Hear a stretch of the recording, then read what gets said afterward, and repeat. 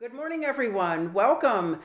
We are here today at the Hope Grows Iris Respite House, and we have with us, and I'm honored to introduce Deanna Gornaccio, and she is with Life Pittsburgh.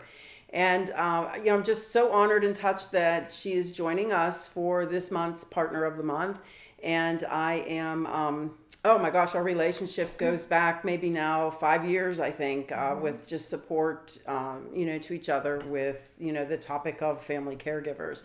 So I'm going to turn it over to Deanna, and she can share with you about herself and Life Pittsburgh, and we'll go from there. Hi, So welcome. Thank you. It's so great to be here. And I am honored to be here in this beautiful respite house. It's just, I was saying before we started, just how calming and peaceful I always feel whenever I come here. So from the first time I was here, like you said, about 5 years ago, probably. Maybe I've just been hooked, and you can't get rid of me now. So this is a partner of the month forever. Nice. I'm glad for that. So my name's Deanna Gornaccio, and I work with Life Pittsburgh. We are an all-inclusive healthcare company that is an alternative to nursing home care.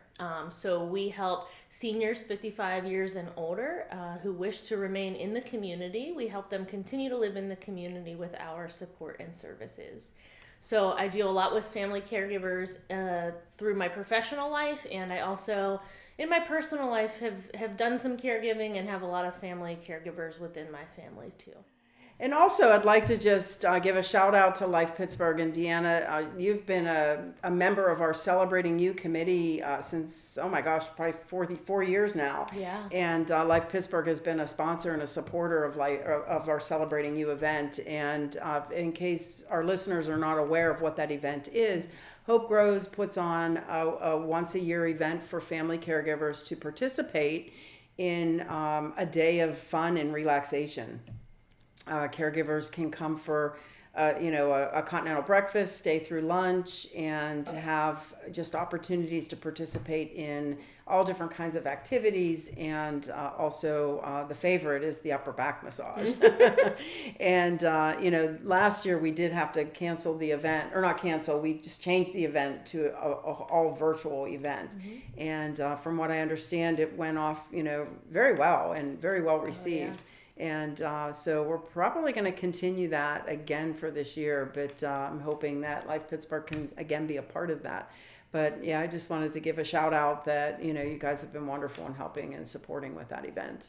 Yeah, great. That's one of my favorite events of the year. I love it. Yeah, it is. It's so nice to see that transformation of the family caregiver's face. Yeah. Right. They come in, they seem so tired, and they leave so uplifted. Mm-hmm. And that right there is worth it. Mm-hmm. So yep. What is your position at Life Pittsburgh? So I am the outreach supervisor, which means my goal is to educate and share our program with those that might be in need of extra support.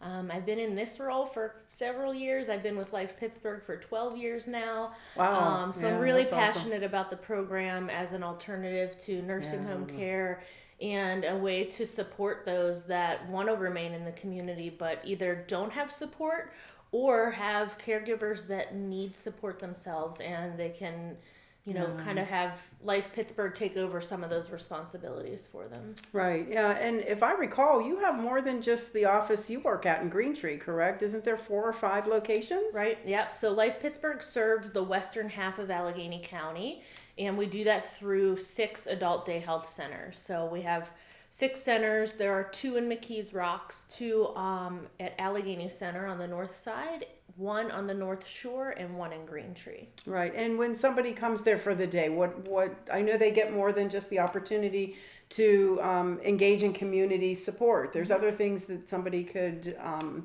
get help with while they're there, correct? Right. Yeah. So Life Pittsburgh, like I mentioned, we're all-inclusive, comprehensive healthcare. So we actually do everything that nursing facilities can do. We just have people live at home, and then, like you said, we transport them into our adult day health centers. Some people come once a week if they just need a couple things. Some people come every day. It just really depends on what they need. When they're at the center, they receive, they can see their primary care provider, so a nurse practitioner or a physician. That's wonderful. Their nurses. We have nurses assistants who can help with personal care. So if somebody isn't safe to maybe shower at home, they can come into the center and we can take care of that in an equipped, safe environment. Then they also have recreational therapy, which is my passion. That's my background. So more than just meaningful activities, there are therapeutic goals behind the recreation that we do, similar to some of the programs that you do out here at Hope Grows, which is really nice. And then we have a therapy department, so physical and occupational therapy with restorative therapy. I remembered that part, yeah. Yeah, social workers who, social workers, they take care of everything. Fresh cooked meals at the center, which is really one of the main attributes that all of our participants love and comment about is the meals at the center as well. Yeah. Right, because as you're aging, activities of daily living just seem to be so difficult, I think, for people. And one of the things that lacks, I hear a lot of from our family caregivers, is, oh my gosh, they just aren't cooking and eating anymore. Right. And we need that to sustain, so that's just, what a wonderful service. Yeah, it really is. And yeah, like you said, the importance of nutritional intake and counseling. We have registered dietitians that help with that. Oh, wonderful. And not only providing that at the centers, but we also provide that at home as well. So if somebody needs assistance with coordinating their grocery shopping, we can help with that. If they can't afford to have somebody grocery shop for them, we can provide that for them as well. Also preparing take-home meals that are the same as the in-center meals. And then if they need somebody to warm those meals up for them, that's part of our home care department. So not only do we have the services at the day center, but we have a whole entire home care department as well. So someone can go in and, prepare a meal for a participant while they are getting them washed and dressed for the day, making sure that they are clean and, their hygiene is taken care of as well. Wow. That's amazing. It's wonderful. Now, how do people get to those locations? So we provide transportation to and from our adult day health centers, as well as to and from any medical appointments that they have. So we have a fleet of vans, fantastic van drivers who are the most personable, I think, out of everyone. But adaptive transportation, so we can transport folks with walkers, wheelchairs, what have you. Yeah. So and I'm sure that leaves the family and that family caregiver just so comforted to know that that their needs are being met without them having to either, quit their careers and jobs, or even especially those, because we're so global anymore, out of town families, that's such a great resource. Yeah, I think it really does put families at ease to know that their loved ones are in a safe environment during the day.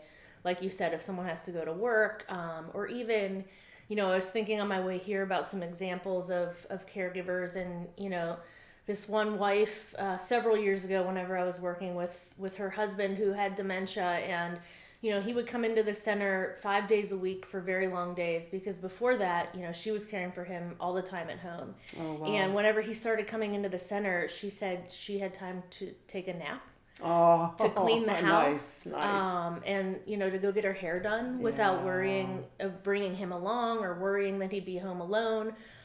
So really, and you can just tell after someone's been in the program for a couple of months, when you see that caregiver again, they just look lighter. They look like, they have the support that they've been needing.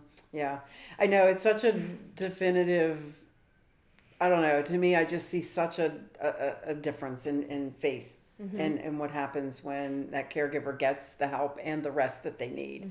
It's such a transformation. It is, and it's hard to measure. I've done a lot in my career with Life Pittsburgh on trying to measure the quality of life of not only our participants after they've enrolled, but the caregivers and their families. And it's hard to measure, but like you said, just if you take a look at them, you can see their smile is brighter, their shoulders feel like they've dropped a little bit, and just a general aura of positivity. Yeah, we call that here at Hope Grows empowerment. Oh, good. I think people just feel empowered at that point, and when you feel empowered, you can see that in someone. You can see that in how they move, how they talk, how they act, and Yeah. Oh, that's wonderful. Just wonderful. I know about Life Pittsburgh, but I always love hearing you talk about it. You do such a great job at sharing with people what Life Pittsburgh really truly does. So what makes you feel inspired to do the work that you do with Life Pittsburgh? Oh, I just have such a passion for seniors. I never thought that I would want to work with seniors in my life. And then once I started at Life Pittsburgh, I just fell in love. They have so many stories to share, such history.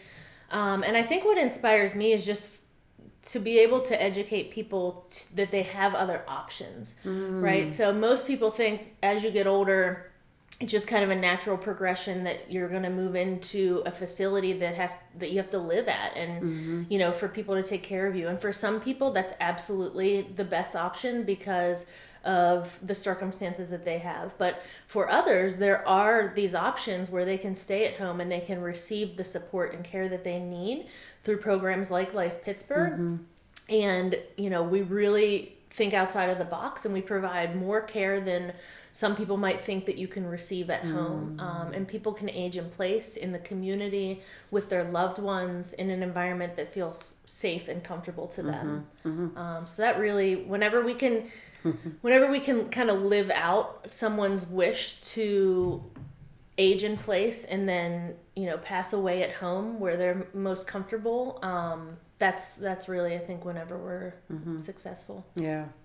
Well, and that alone's inspiring, I think. It's interesting, the trajectory that people have taken over the course of, 40, 60 years.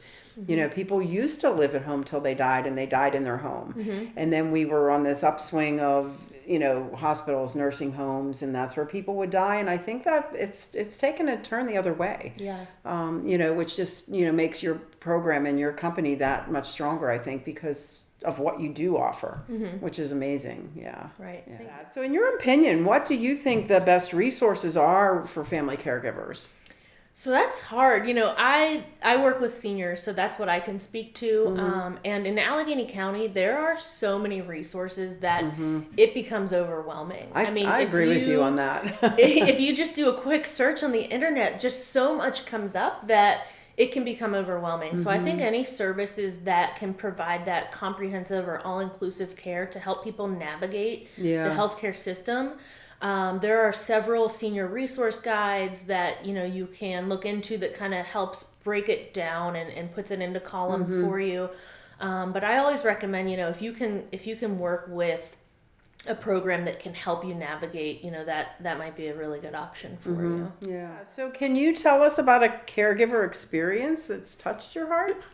I kind of already shared the example that I was talking about with that individual whose wife really benefited from the Life Pittsburgh program. And I think, in general, seeing participants become enrolled and then their caregivers finding that relief and support. I often give the example of, if you're looking for help for your mother or father or somebody, just somebody in your life, once they're enrolled in a program and they can get some of that support through the program instead of through you can go over and have a visit because you want to, because you want to go over and watch a movie or have dinner together, not because you have to go give their medication or because you have to go clean.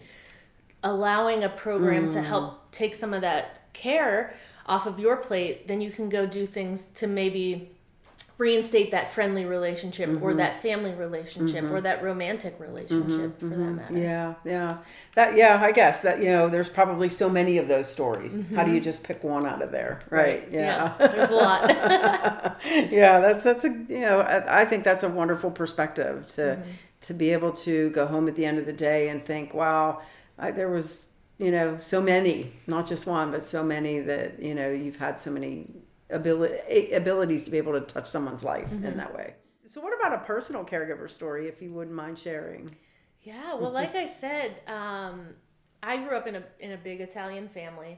So it was kind of just a natural progression for me. And I think that's why I fell in love with working with seniors, because I grew up with so many older relatives that, you know, aged in place, and that we all just kind of naturally knew to take care of. You know, my grandfather, we took care of him. My grandmother took care of him in their home all the way through the end of his life. And I've had, you know, great aunts and uncles, and my grandmother, you know, when she got sick, there was just no hesitation. Like, my parents just knew, like, we got her a bedroom at their house, we put in a stair glide, and we took it on, and we had you rolled a up your spreadsheet sleeves for and did grandma's it. care, and we did it.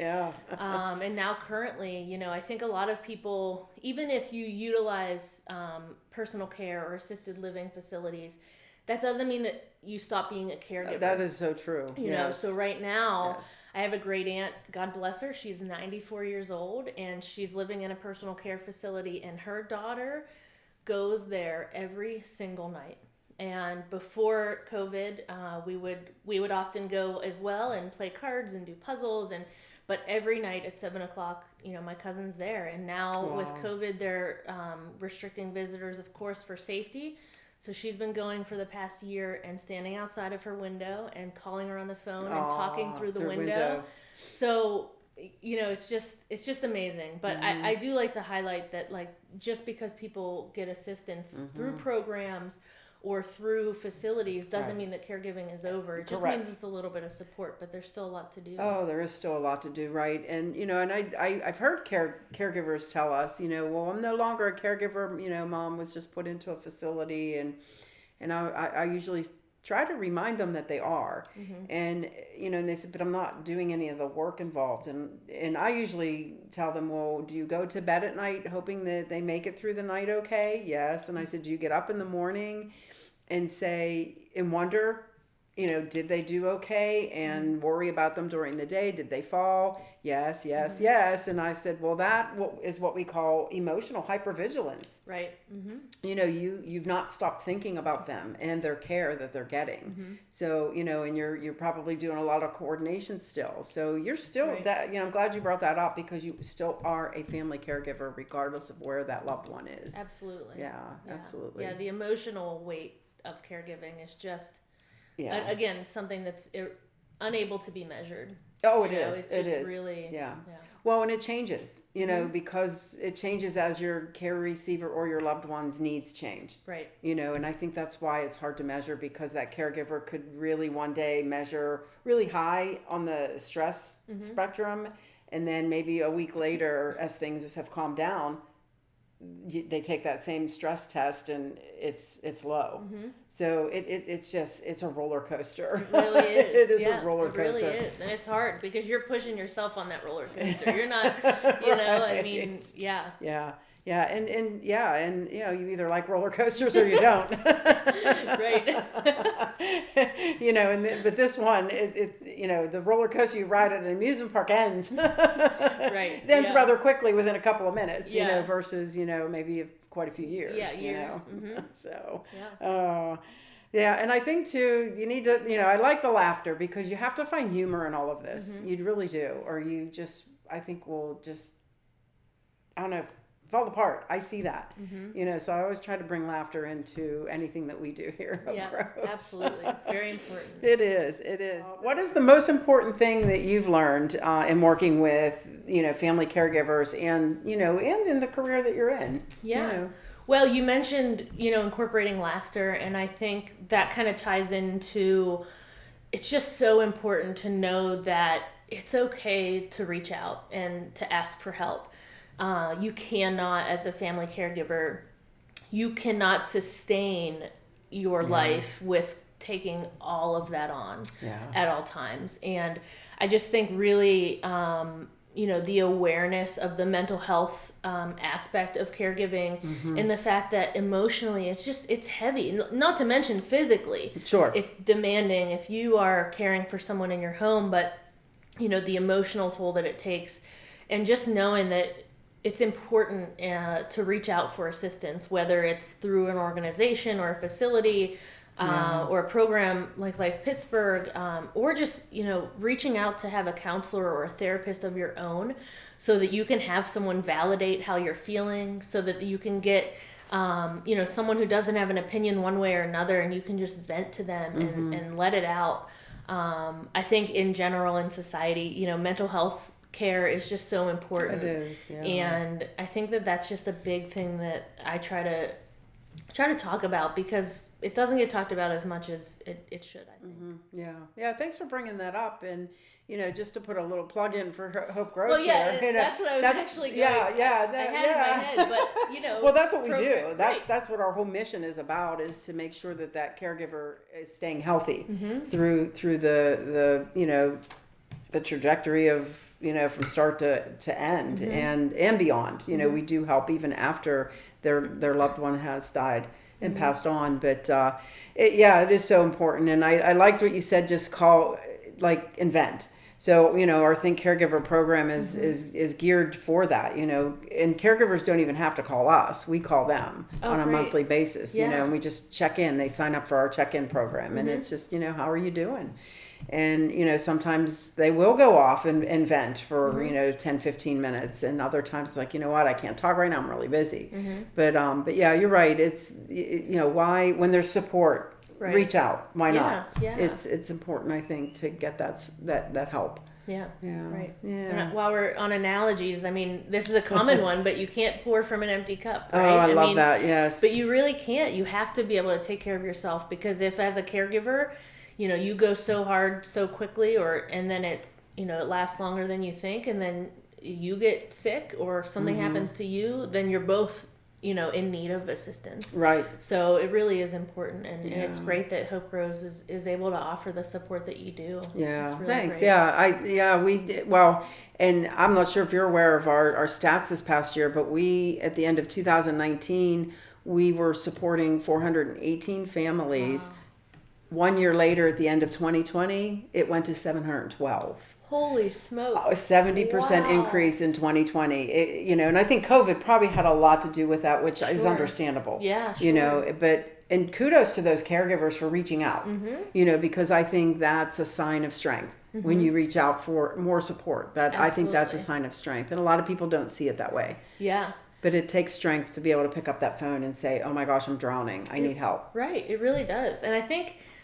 I'm pretty sure that I'm referencing Barack Obama, but he said, if you break your arm, you're going to go to the doctor and you're going to get it fixed, right, physically. So if you have some kind of mental health problem going on, it's not a weakness to go get assistance for that. It is a strength, because you want to make sure that you are at your best physical or mental or emotional health to be able to care for others. So, Absolutely. Yeah, that's great though. That I like the end. Wonderful. I knew at the end of the year we were tired here, and I was like, until the stats got pulled in, I was like, oh wow, I get it now. Because when you're in it doing it, you don't think about it as often. You're busy, but it's like until that comes in, it's like, holy crap. So it's good. I'm glad we've been able to reach out to that many people. So yeah, thanks for sharing all of what you have today. Is there anything that I didn't ask you that you thought about that you'd like to share? I just think, just to go back to the Life Pittsburgh program and just review, over the past year, obviously, we've had to change a lot of things about Life Pittsburgh with COVID, and we're still adapting and we're changing every day. But we have transitioned to pretty much doing everything at home-based care. But now with vaccine rollouts, hopefully we can start center attendance again. But, our home care department, helping with people's activities of daily living, laundry, housekeeping, all of those things are an option. So for folks that, are just in need of that extra assistance, we can provide that care at home as well as in our center. Okay. Oh, perfect. Yeah. Thank you. Thanks for that. Our listeners, how can they reach Life Pittsburgh?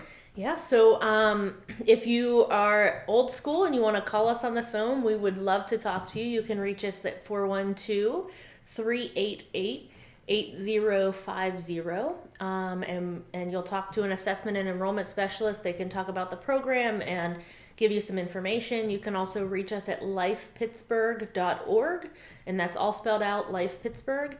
And we are on Facebook and Instagram at Life Pittsburgh.